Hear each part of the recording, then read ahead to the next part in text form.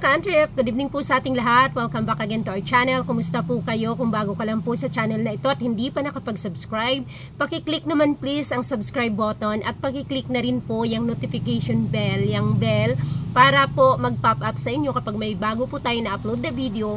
At usually po ay nag-upload po ako ng video gabi-gabi.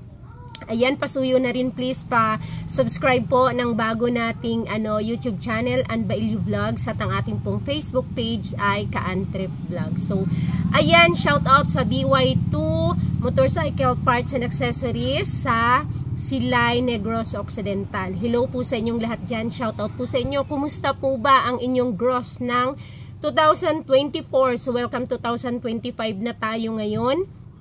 At yan po ang isi-share ko sa inyo ngayong gabi. So, realization po, marami po, lalo na ang mga baguhan ang hindi gumagawa po nitong isi-share ko sa inyo. Pero po, makakatulong po ito sa inyo at makakasalba po ito sa mabigat na kalooban at sa mga bayarin natin kung talagang ginagawa natin to. So, ayan, hindi naman siguro po ako nag-iisa na nanlumo sa sobrang tumal po talaga ng ating gross ng nakaraang taon 2024 dahil nga nagpagpasok, tanda ko pagpasok pa lang ng January, sobrang taghirap na, sobrang ang lakas ng hangin, mainit hanggang nag-August, September ang hina ng bentahan. So sobrang tumal. Sa sobrang tumal, ayan, na-share ko nga din po sa inyo yung Ka-Antrip nating nag-share na yung kanyang 7 years old na motor shop, motor parts business and accessories ay ipa-take all niya, i-close na lang niya dahil sa sobrang tumal last year.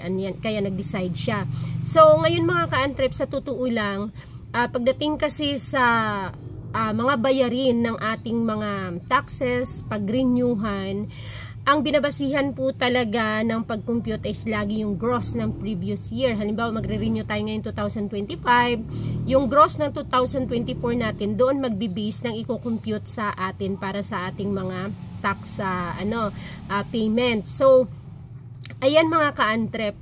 Ngayon, share ko sa inyo, lalo sa mga baguhan, na dapat po kayo ay may ganito. Ito pong tinatawag, meron pong binibigay ang BIR ng ating mga ledger, mga libro na tinatawag.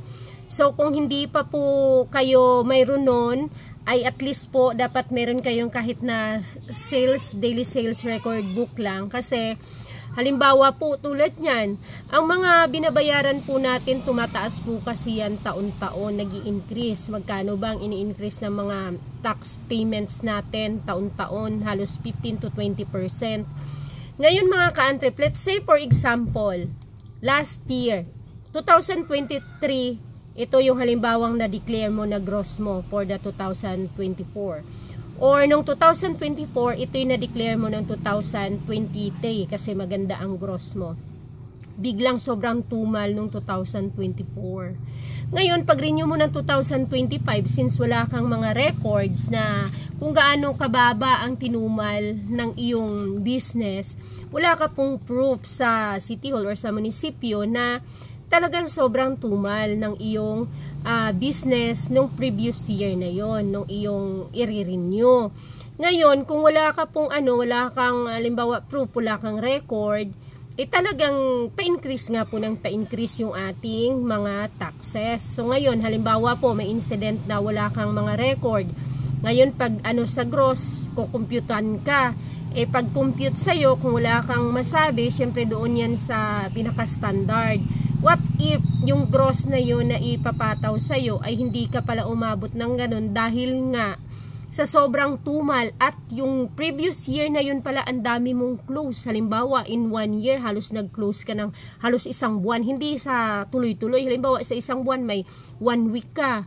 May 3 days ka, mayroon kang 2 days, 'di ba? 26 days lang. Halimbawa, close naman ng Sunday, so 26 days. Halimbawa, kagaya sa amin doon sa branch, 'di ba?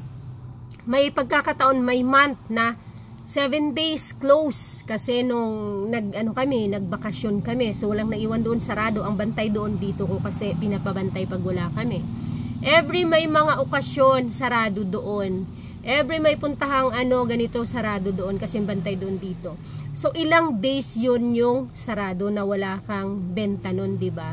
So kung wala kang record nun, considered as open yun yung mga ano na yun kung wala kang ganito, kung wala kang proof na yan yung mga sales mo that particular days ng mga month na yan kung magkano ang gross mo.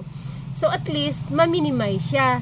Kumbaga dahil may proof ka na hindi talaga na hindi kumpleto yung open mo, kaya may reason at may proof ka na talagang halimbawa ngayong pag-renew mo ng 2025, makikita talaga doon sa record mo na talagang sobrang tumal at sobrang binaba nung iyong benta ng year na yan, ng 2024. Halimbawa, bagsak siya. Ngayon, kung wala kang record na yun, pag-renew mo, taas pa rin yan, increase pa rin yan.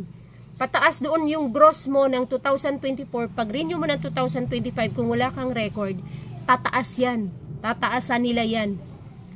Tataasan nila yan from the previous. Kung magkano, halimbawa, 2023, sabihin lang natin, 1,000,000 ang gross mo. Pagka-renew mo ng January 2024, tataas yan. Halimbawa, magwa 1. Sabihin natin, 1.3, 1.4, o 1.5. Pag-renew mo ulit ng 2025, 1.7, ay sorry, may lamok, 1.7, 1.8, or kung magkano man ang itaas nila. What if, kagaya nun, bagsak ang gross, ang benta, ang business ng 2024, at least may proof ka na hindi nag-increase, hindi tumaas yung gross mo from the previous year dahil may record ka. Totoo, ito po makakasalba talaga sa atin. Yung ating mga ano na yan, ating mga ledger, yung ating mga ano na yan, libro, makakasalba po sa atin yan sa mga bayarin po natin sa ating munisipyo or city hall po. Kasi may record tayo, may proof tayo. Tulad niyan, halimbawa, ipapakita ko sa inyo. Halimbawa, tulad niyan, close. Oh, kita mo, oh. Tingnan nyo ha, halimbawa lang, oh. Close. Irang araw yan close. Ito na naman, 2 araw magkasunod na close. Ito pa sa kabila, 2 araw na close. Next. Oh, ito na naman, oh. Next month, 1, 2, 3, 4, 5, 6. 6 days close. Oh, yan, 6 days close. Tapos may 2 araw na naman na close. Ito, 4 na araw na close. 2, 4 na araw na close. O, diba? Bagsak yun. 1, 2, 3, 4, 5. 5 days close. Ito, o, 5 days close. Diba? Another one. 1, 2, 3, 4, 5, 6, 7, 8, 9, 10. 10 days close. Ayan. O, diba? Pag wala tayong proof, pag wala tayong record, considered as open yan. Considered as may benta ka yan. So talagang tataas ang bayarin natin. Nakakapanlumo talaga siya actually. Nakakapanlumo siya. Pero kung wala kang proof, wala din silang basihan, 'di ba? So fair lang naman talaga yung lahat ng 'yun. Kung may record ka, may basihan talaga na ganun nga. Kung halimbawa wala kang record, ibig sabihin wala kang proof na ganun nga ang naging takbo. Yun din yung naging problem nung katabi ko. Actually, nagkakwentuhan kami sa pila na pagdating sa FR. Kasi nga, ang kino-complain niya is, last year, halos bilang niya lang yung open niya dahil nga na-busy sa school, na-busy sa transition sa school, maraming mga activities sa school, maraming ginawa sa school, kaya ang konti lang ng open niya. Pero wala siyang list. Mabuti is syempre yung mga nasa munisipyo naman nagpapakiusapan, 'di ba? Kasi binivisit din nila yung location. So, ayun nga kasi hindi siya nakapag-renew, yun pa yung problem. Hindi na siya nag-renew dahil nga sa sobrang tumal nung kanyang bentahan ng 2024. So, ayan mga kantrep, ayan, makakatulong po ito para maisalba po tayo sa malaki or mataas na bayarin doon po sa ating mga tax payments pag nag-renew po tayo. So, sanayin po natin na may ganito. Marami tayong mga ka-antrep na hindi po gumagawa nito, pero makakatulong po ito sa inyo. Hassle po siya, but this can be your proof kung sakali man na bumagsak ang iyong gross sales. So, yun lang mga ka-antrep. Ayan, napaka-importante po ng tips na ibinigay ko sa inyo ngayon dahil mapapakinabangan nyo po ito at maging po ito, masasandala natin as proof kung sakali man tulad yan mangyari ulit, bumagsak, sobrang bagsak ang gross ng 2024. So pag renew natin 2026, may mga proof tayo na ganun nga ang naging takbo ng ating negosyo. So yun lang, thank you very much. See you on my next video. Please pa-comment kung may gusto po kayong pag-usapan sa ating mga susunod na vlog at pa-subscribe na rin po sa bago dahil road to road to 100,000 na po tayo hopefully this year. Ay mabuo natin yung 100,000 na goal ko. And then, pa-subscribe po please sa Ann Bailio Vlogs at saka po sa Facebook page natin, pa-follow po Ka-An Trip Vlogs. Bye-bye! Shout out sa lahat!